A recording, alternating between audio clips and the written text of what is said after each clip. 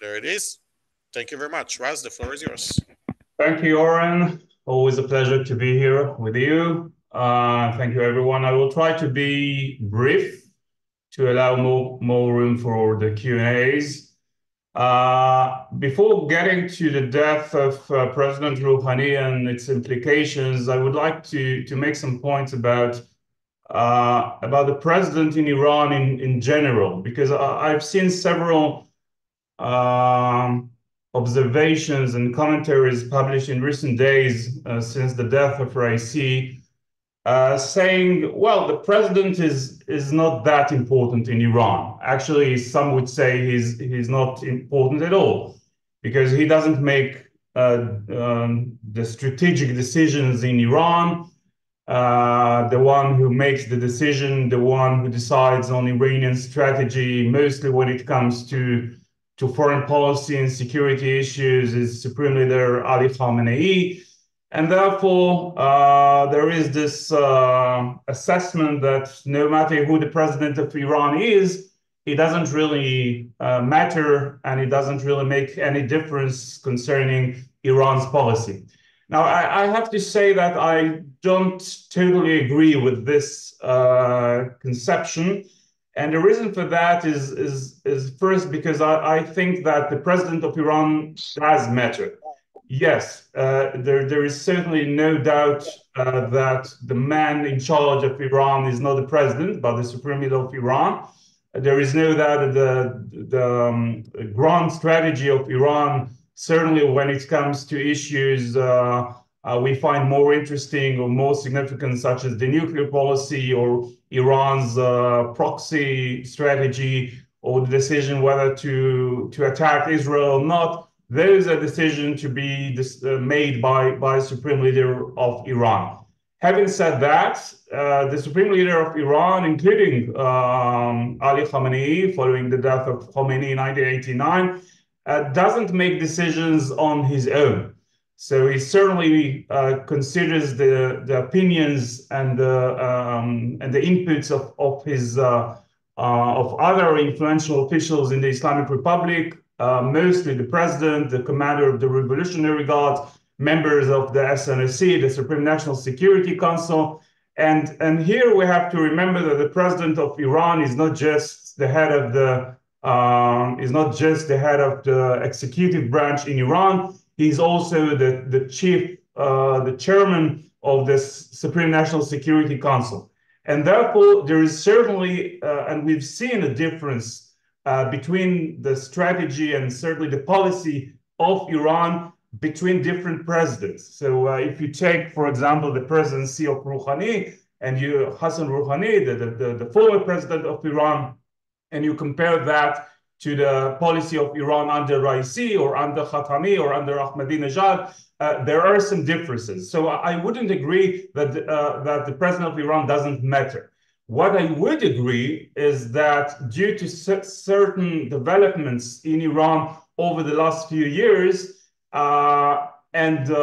assuming that Raisi is not going to be replaced by a reformist or a more pragmatic president, we should not expect any change in Iran's policy. So if there was any real change, any real possibility, for example, that following those 3 years of Raisi as president, we could have someone like Ali Larijani, for example, and I get to it in a minute, as president, or someone less hardliner and more pragmatic as president, then I would say that the death of Raisi could have actually be significant, not just for interior and domestic issues, but also for foreign policy, of course, up to a point.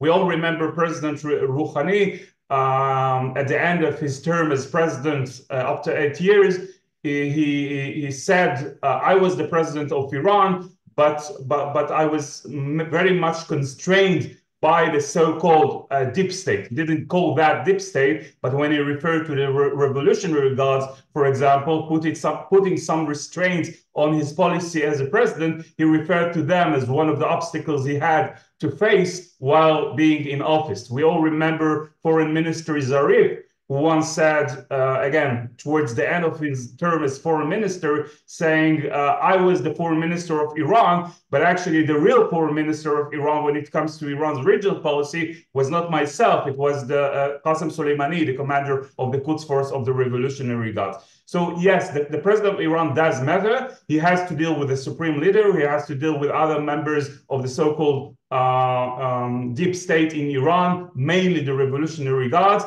And as there is no real chance, as I will elaborate soon in a minute, for a real change in the identity of the Iranian president after the upcoming elections in June 28th, I would not expect any real change in Iran's strategy. Now, let me distinguish between the impacts or the implications, the possible implications of Raisi's death between the domestic scene and then the foreign policy, because I think that there is a difference between those two areas. When it comes to the domestic scene, I think that the death and the unexpected death of Raisi is certainly a major personal blow to Supreme Leader Khamenei. I think it's going to be very difficult, if almost impossible, for Khamenei to find a president as loyal as Raisi. And we have to remember that from 1989, after becoming the supreme leader of Iran, until the orchestrated election of 2021, in which everything was made to make sure that Raisi would become president, even at the price of eliminating and disqualifying other conservative candidates, including former Majlis Speaker Ali Larijani and other candidates. Until 2021, Supreme Leader Khamenei had to face and he had to work with 4 presidents. Each and every one of them, in a way, was problematic for Supreme Leader. Rafsanjani was too independent, Khatami was too reformist, Ahmadinejad was too undisciplined and populist, and then Rouhani was too moderate for Khamenei. And therefore, before the elections of 2021, he made every effort using the Guardian Council in order to make sure that Raisi is going to become the next president. And Raisi, of course, was elected, and he became the most loyal president in the Islamic Republic to the Supreme Leader since 1989. That is something I find quite difficult to believe, that in any case, Khamenei will fight as loyal president as President Raisi. So I think even before we move to other things like the succession and the policy of Iran, I think it's certainly being considered a major blow to Khamenei. Khamenei, just days before Raisi was killed, was saying in a meeting with members of the Iranian cabinet, Raisi is the best president I had, even in comparison to other presidents of Iran. So this is the number one issue when it comes to the domestic scene. The second thing has to do, of course, with the so-called succession battle following Khamenei. Khamenei is 85. I have to say that when I watch Khamenei's speeches and appearances, he seems quite well, especially for his age. But as I always say, he seems to be approaching the last few years of his rule as the supreme leader of Iran. And here, Iran is certainly approaching a stage in which Ali Khamenei will have to be replaced by someone else. When we discuss Raisi, we have to, again, distinguish between two things. One is the question of Raisi as the potential successor to supreme leader. And the other thing is the next president of Iran will be able to be as comfortable for Khamenei in making sure that any choice to replace the supreme leader will go without any real opposition from the president itself. So concerning the first point, I have to say that over the last few years, there has been a debate going on between Iran watchers, including myself, concerning the possibility of who is going to replace supreme leader. The first approach was that Ebrahim Raisi was certainly been one of the most senior and main candidates to replace the supreme leader of Iran, Khamenei. One of the assumptions following the recent presidential elections in 2021 was that the fact that Khamenei put so many efforts into assuring that Raisi is going to be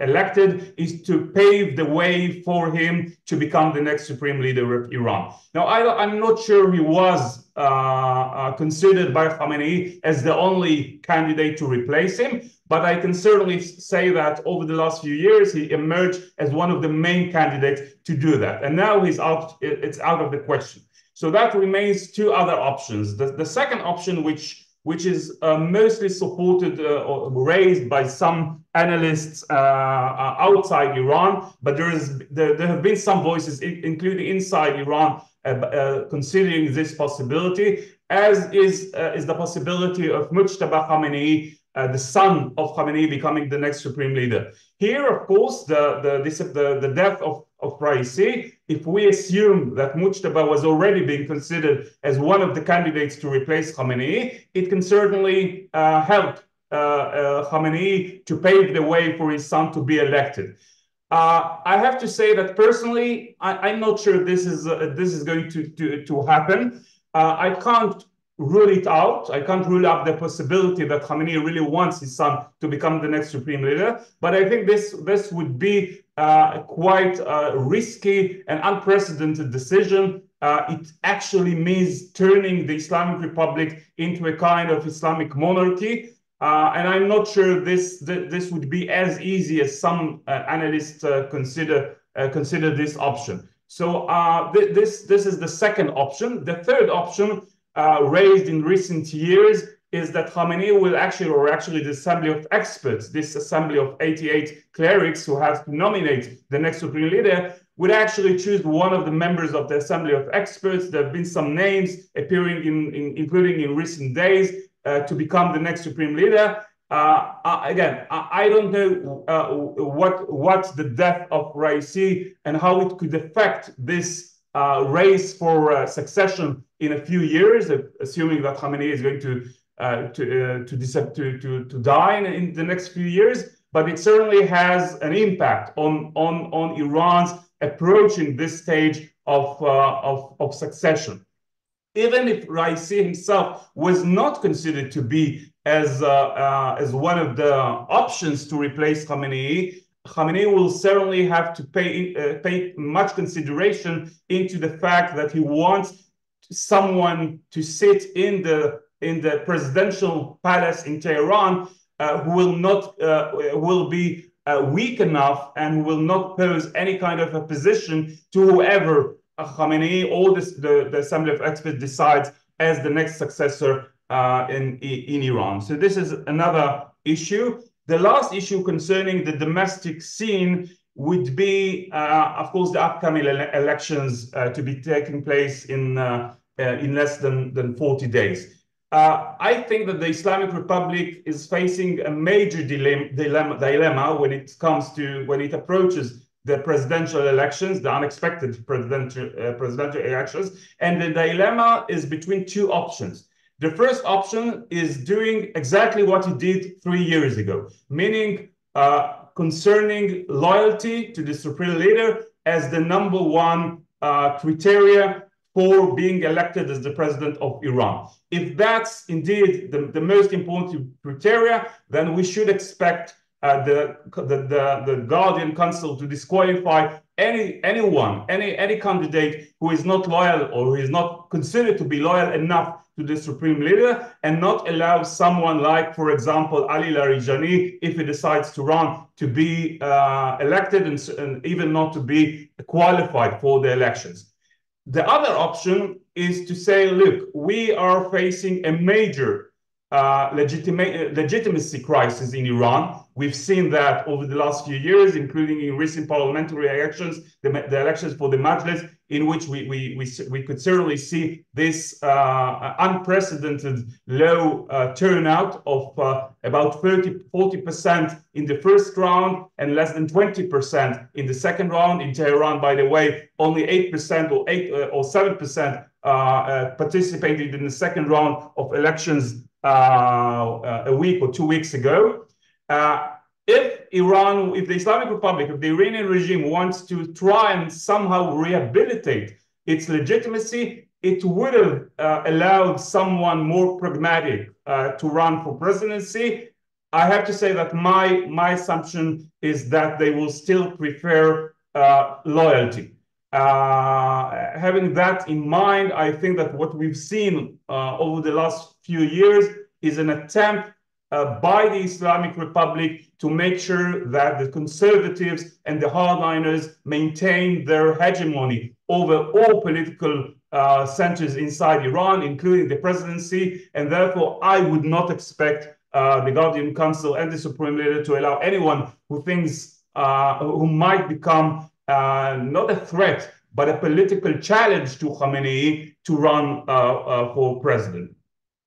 So that's the domestic scene. So the bottom line is that the death of Raisi can certainly accelerate a political debate within the conservative camp. We have to remember, by the way, that if one of the main candidates whose name appears again and again over the last few days, the current Speaker of the Majlis, Mohammad Bakr Ghalibaf, becomes the next president of Iran, which is certainly a possibility, we will probably see Ghalibaf being replaced in his position as the Speaker of the Majlis by someone from the hardliner, from among the hardliners, what is called the Paidari Front, who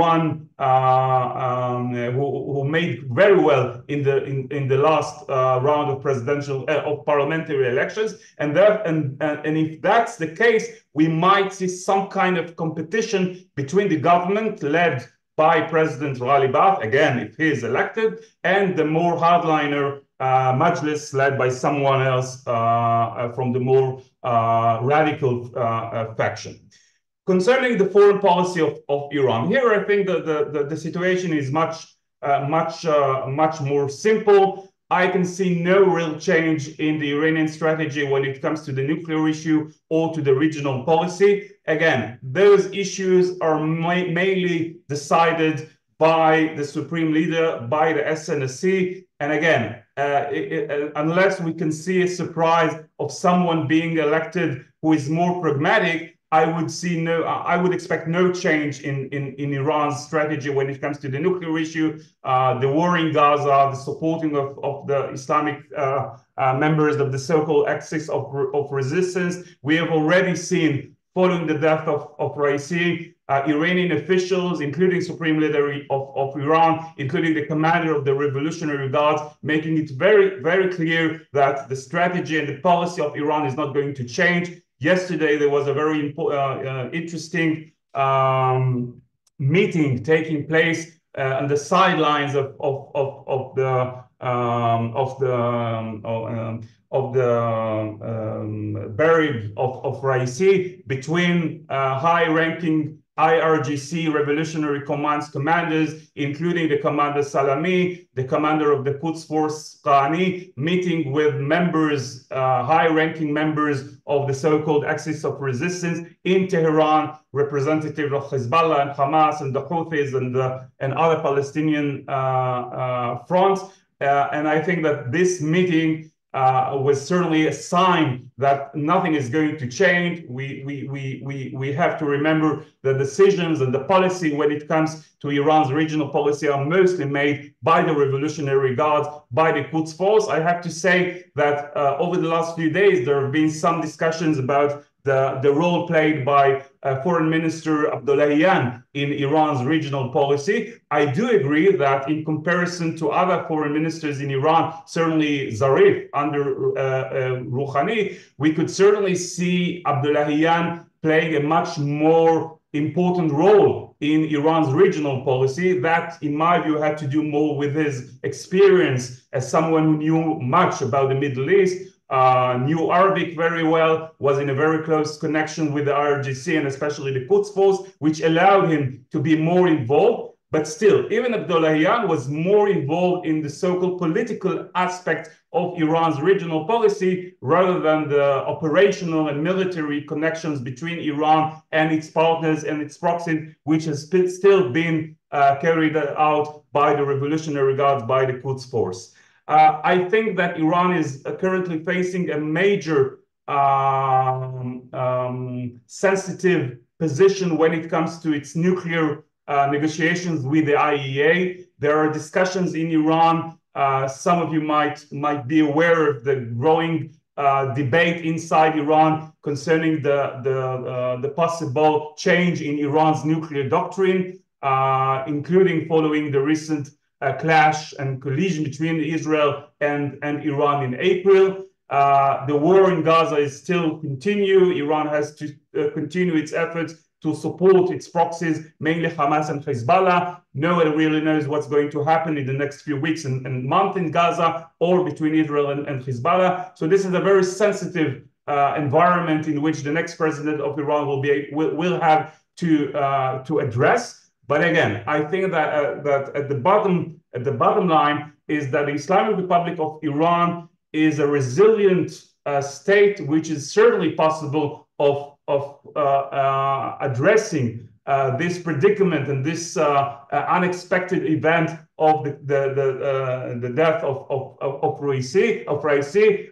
We should expect some impact of his death on the domestic scene in the near future. And again, when it comes to the issue of succession in Iran, I think we should not expect a major change when it comes to its foreign policy, its security strategy, but we will still have to follow and see who the next president is. And again, if reports are correct that perhaps the main candidate to replace Raisi is ex-mayor of Tehran and the current speaker of the Majlis, Ghalibaf, that might have some impact, because Ghalibaf, although he's certainly considered to be a conservative, but in the past he was certainly presented as a little bit more pragmatic than Raisi. And that might have some, not a significant impact, but some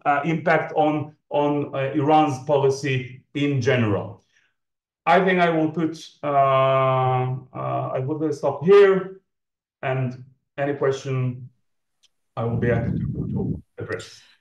Thank you very much, Raz. I think before we go into the actual implications of the death and before we go into the analysis of that via some of the questions, we got a lot of questions revolving the death itself. So I wanna start with that actually. Can you clarify a little bit what's the official and probably most reasonable likelihood is that it was indeed an accident, but can you tell us a little bit what's going on in terms of the narratives the Iranians are talking about? We hear the Russians have their own narratives. We hear some different narratives going on about the involvement of anyone from US, Russia to the opposition. I mean, everything is on the go. Can you give us a little bit of a structured analysis of how is this death being perceived? Is it an accident slash is it perceived as an accident by the Iranians, or they really truly believe this was somebody's fault? So when it comes to Iran, you cannot avoid conspiracy. Speaking about Iran means speaking about conspiracies, and there are always conspiracies. And of course, there is always a tendency in autocratic states like Iran to try and put the blame on someone else.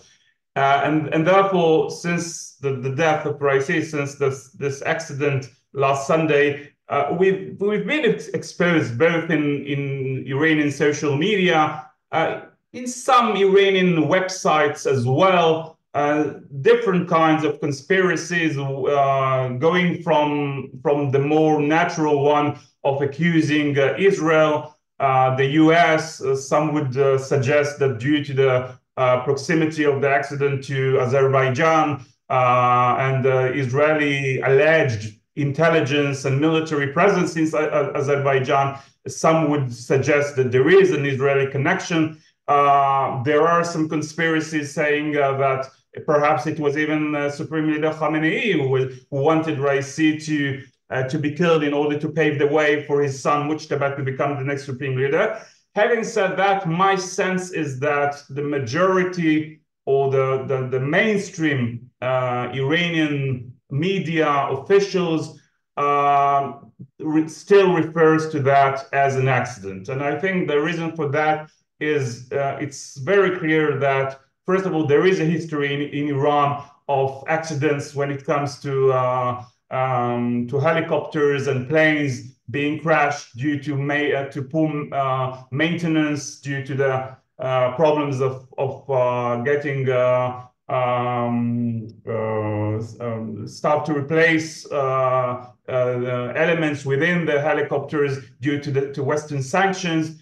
The bad weather. Everyone in Iran watched the more than 10 hours of rescue efforts due to the very bad weather in the northwestern side of Iran in Azerbaijan. So again, my sense is that this time, perhaps unlike other events in the past, most would believe that this was indeed an accident. Thank you very much for that. Jumping into the implications of this death, from the perspective of the possibility of Khamenei's sons taking over, how would that be perceived by the public? You touched that a little bit, but can you explain a little bit what kind of potential that might have on public perceptions when it comes to the leadership? So first of all, I don't think that the public is the number one, is the most significant factor for Khamenei or for the Assembly of Experts to decide. The number one priority would be to select a successor who will make sure, one, that the stability of the regime, the stability of the Islamic Republic is maintained. And second thing is that the interests of major political players in Iran, including Khamenei's family, including the economic and political interests of the Revolutionary Guards and other deep state elements, are preserved in the day after Supreme Leader. I think that in light of the, as I said before, in light of the legitimacy crisis the Islamic Republic is already facing today, it's going to be a very controversial decision to make the Islamic Republic turn into an Islamic monarchy. And by the way, there were some statements attributed to Khamenei, allegedly saying that I don't want to let that happen. I do not support succession in Iran to my son. The Islamic Revolution was all about putting an end to this kind of transition of the regime from a father to his son. So it's not going to be an easy one. I think that the only scenario in which I think it's possible to nominate Mujtaba as the next supreme leader is if major players inside the Iranian elite, including the Revolutionary Guards, reach the conclusion that the only way to preserve the interests of the Islamic Republic and themselves is through Mujtaba. And we know that Mujtaba has quite close connection to the IRGC as well. But Mujtaba doesn't have the experience needed to become the next supreme leader. Again, he is considered as a very problematic option because he's the son of leader. And if there is any other kind of solution, for example, a mid-ranking cleric who could take control and preserve the interests of other members of the and other power centers in Iran, I think that's probably a better decision. But again, if you'd asked me 10 years ago, I would say no chance that Mujtaba is going to be the next supreme leader. Today, I'm less confident because we have to admit that the list of possible candidates has become much shorter than before. Is there any possibility that we are going to see clashes internally between those dominant groups that will spill over to something more public, which could be in any way to undermine the stability of the country? Right now, or when we're gonna see the moment of the who's going to take over as supreme okay. leader?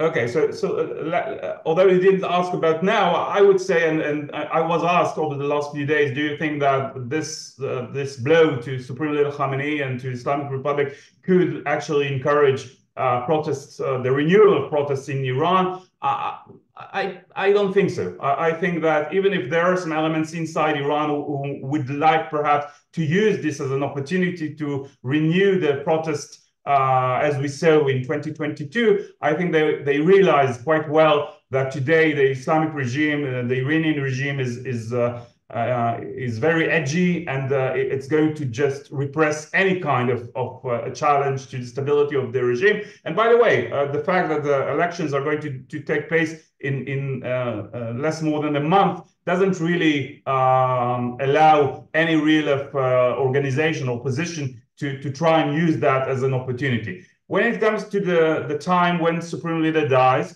first of all, again, we might have to wait a little bit because he's 85, but looking at Khamenei making all those speeches and appearances, even in recent days, it doesn't seem to me that he's going to disappear from our lives anytime soon. When it does happen, of course, there is always a possibility that all those trends within Iran, this growing gap between the Islamic Republic and the second and third generations inside Iran, the crisis of legitimacy, the internal rifts between different parts inside Iran could indeed become more and more obvious. I cannot rule out the possibility of internal divisions, even within the conservatives and within political power centers inside Iran. We know that there are different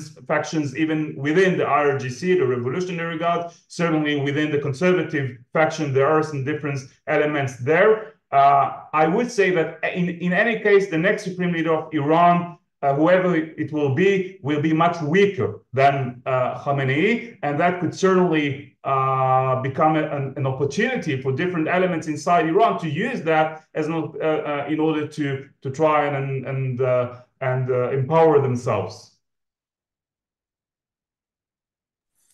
Is there a possibility that we are going to see a candidate maybe that is not one of those two that you mentioned, coming in from as kind of a compromise between the camps or anything like that? In my head, I'm thinking about how Putin was such a surprise for so many when he took over, being a compromise between different camps. Do you see a possibility for that happening also in Iran? I think this is what I actually meant by the third option. Raisi was one option, Mujtaba was the second option. Any kind of mid-ranking or high-ranking cleric, for example, Ali Reza Arafi, who heads the Iranian seminaries, or Ayatollah Hossein Qami, both names appeared in recent weeks and months as candidates to become the next supreme leader.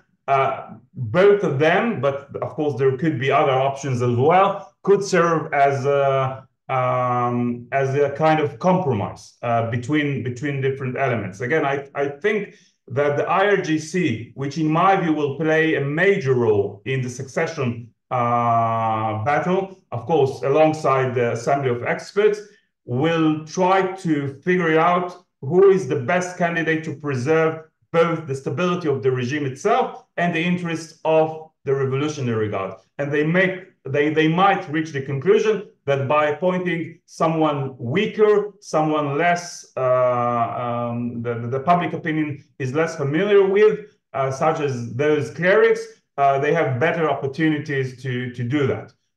It reminds me that following Khomeini's death in 1989, there were reports that the reason Hossein Amir-Abdollahian, then president of Iran, supported the candidacy of Khamenei to become the next supreme leader was because he was sure he would be able to control Khamenei. It didn't turn out to be exactly like that, but this could be the assumption of some players in Iran following the death of Khamenei as well. We also know that in Iran, it's not just a political leadership, but it's also related very strongly to the economic ties and economic benefits of those ruling the countries.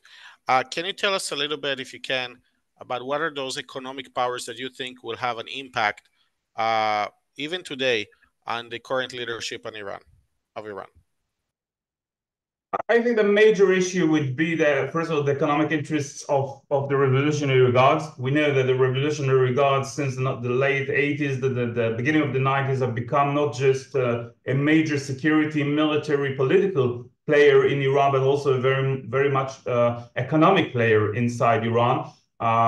Some of you would probably be familiar with Khatam el-Anbiya, this economic empire of the IRGC, which has played a major role in national infrastructure projects inside Iran. Some of that had to do with Western sanctions, which gave more opportunities actually for the economic wing of the Revolutionary Guards to make use of that in order to penetrate more and more into the economic sphere as well.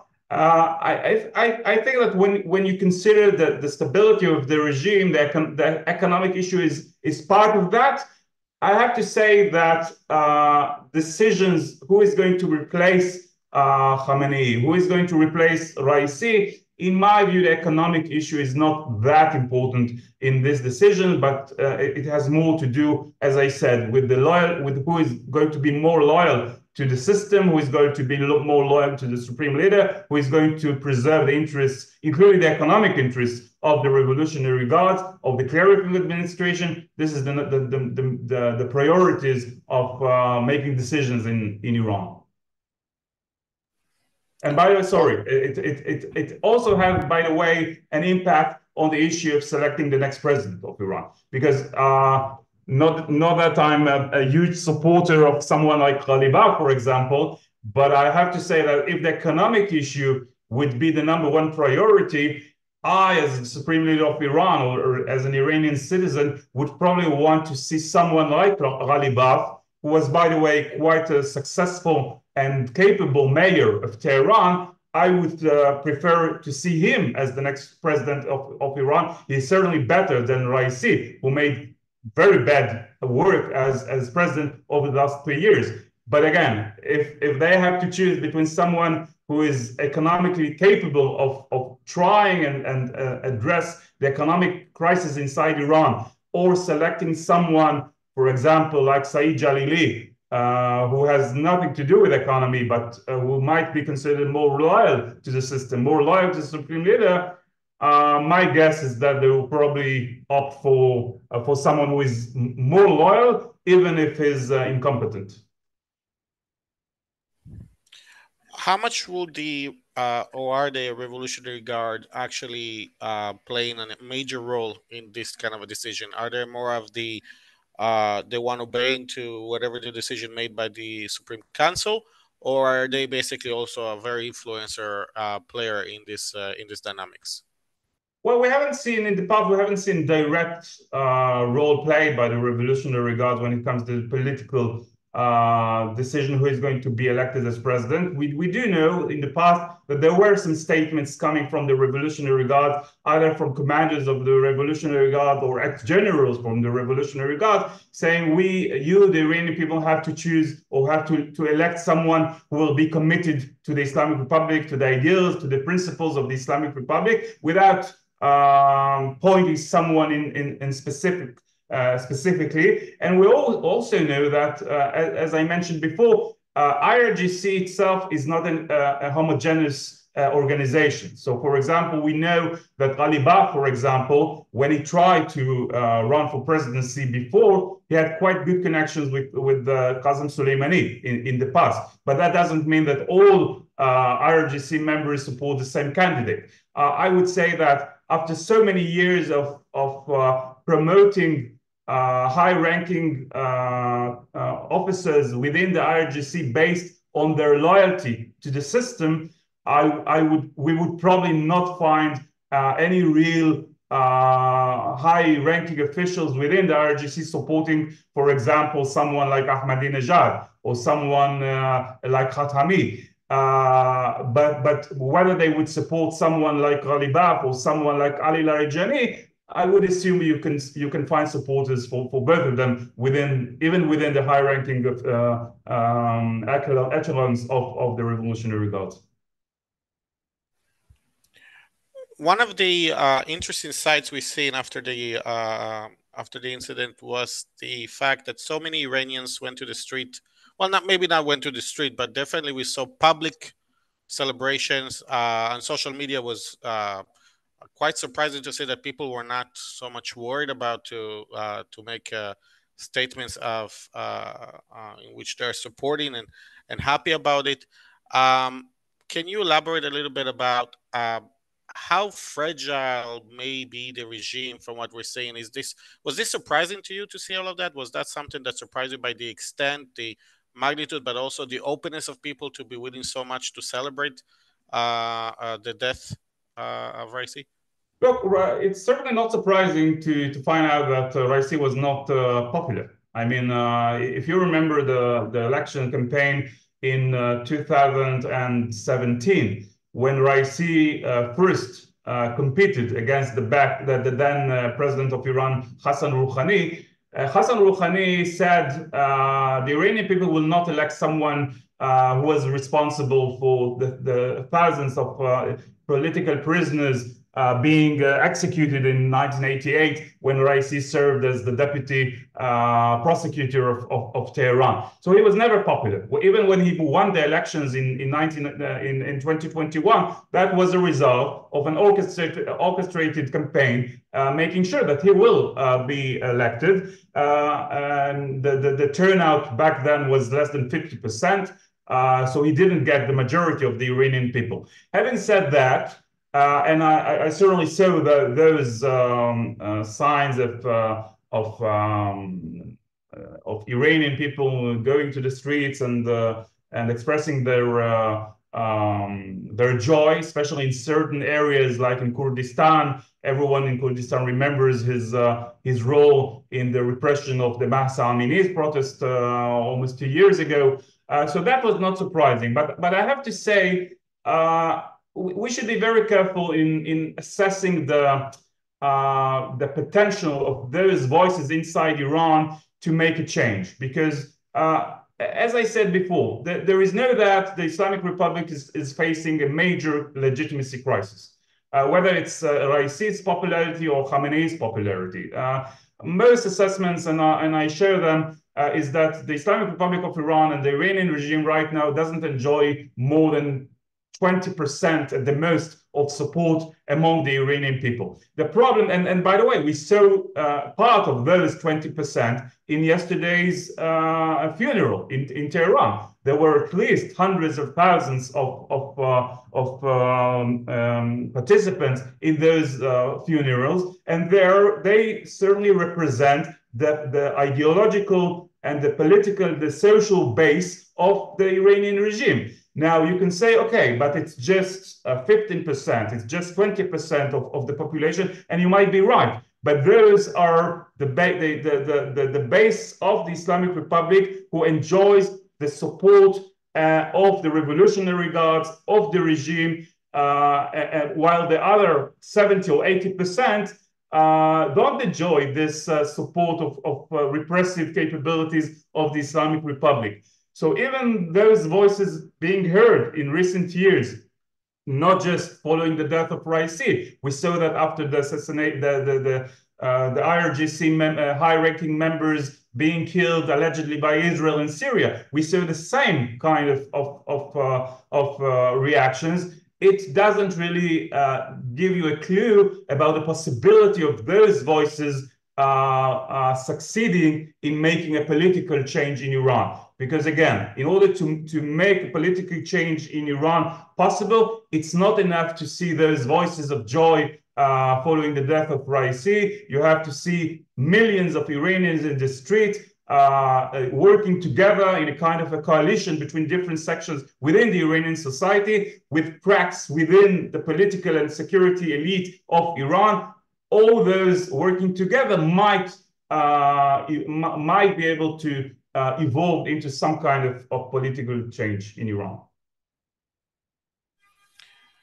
When do you see the we talked a little bit about the foreign policy not changing, but is there any possibility that because of this death, we are going to see maybe not a major change in foreign policy, but maybe a change of how the foreign policy is being applied? Meaning, they may not abandon their nuclear program, they may not abandon their support of Hezbollah and so on, but maybe they will be more focused on internal, so they will be slowing down, or there will. So maybe the objective will not change, maybe the motivation will not change, but the capabilities of supporting will change because of the situation.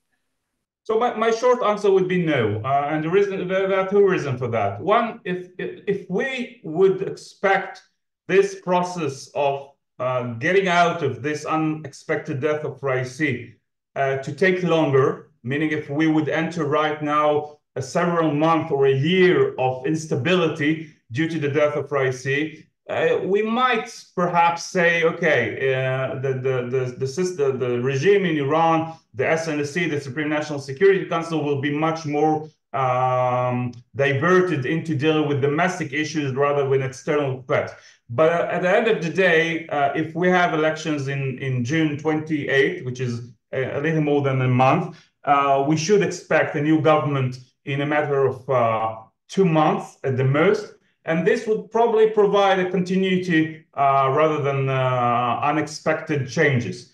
The second thing is that, look, Iran, and we have to admit that, the Islamic Republic of Iran is a very organized, very institutionalized state. Everyone knows what it has to do. The Revolutionary Guard, with all due respect, I wouldn't say that they don't care about what happened a few days ago. Of course, they care about that. And some of the elements within the IRGC would probably be more dealing with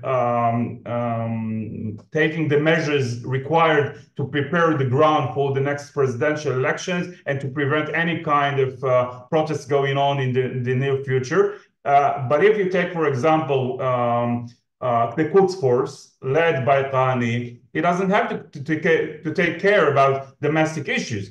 By the way, even during the COVID, I remember the COVID a few years ago, and then you could see in the first weeks or months after COVID erupted, you could certainly see that the Iranians are much more concentrated on dealing with the COVID, including flights by the IRGC, which had to be converted into trying to import medical equipment. But right after a few weeks or after a few months, things went back to normal because the Quds Force continued to do what it knows how to do. And if you take the nuclear issue, then again, the people in charge of the nuclear program of Iran, whether the SNSC or the Iranian Atomic Energy Organization, whether it's the nuclear scientists in Iran, they don't have to prepare themselves for election. They can continue their efforts. And therefore, I think that the bottom line is that we should not expect any kind of real change in that regard as well. Is there any possibility that we are going to see among the leadership voices that are pushing for democratization? Maybe not democratization is a very powerful word, but openness, a more, I would say, open approach towards the public, less rigid approach when it comes to enforcing Sharia law and so on? So even in the last 24 or 48 hours, we've certainly seen some commentaries coming from the more pragmatic reformist elements inside Iran. Some newspapers, the only newspapers which were not shut down by the conservatives in Iran, called for using this opportunity or the death of Raisi as an opportunity and the next presidential elections in June in order to try and find ways to narrow this gap between the Islamic Republic and the population in Iran, making sure that what we've seen in the recent presidential election 3 years ago, and certainly in the last parliamentary elections a few months ago, would not repeat, meaning this unprecedented low turnout. But I think that those voices will have no real impact on the decision made by the regime, because again, the fact is that as Iran is approaching the end of Khamenei's term, the more important they attribute to the loyalty of the president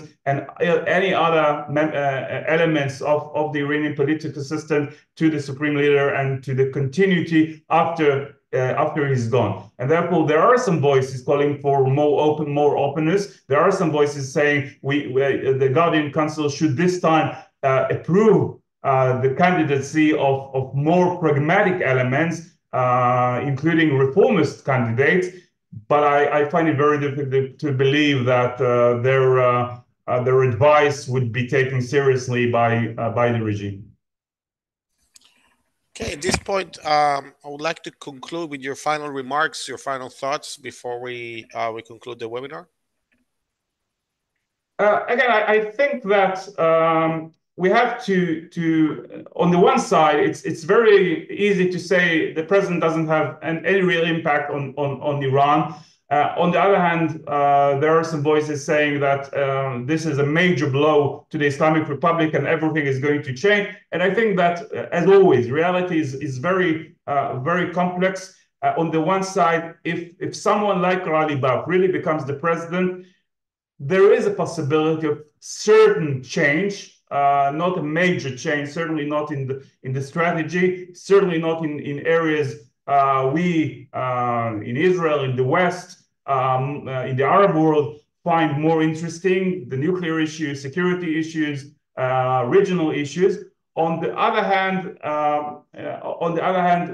the president does play a role in not just in domestic issues, mainly in economic issues, but also in foreign policy. And therefore, I think the most important issue is to try and see who the next president of Iran is going to be. And then we could be in a better position to try and evaluate what the chances for any kind of change, both in domestic and foreign issues, would be. Okay, Raz, thank you so much for this webinar and for clarifying so many questions we had.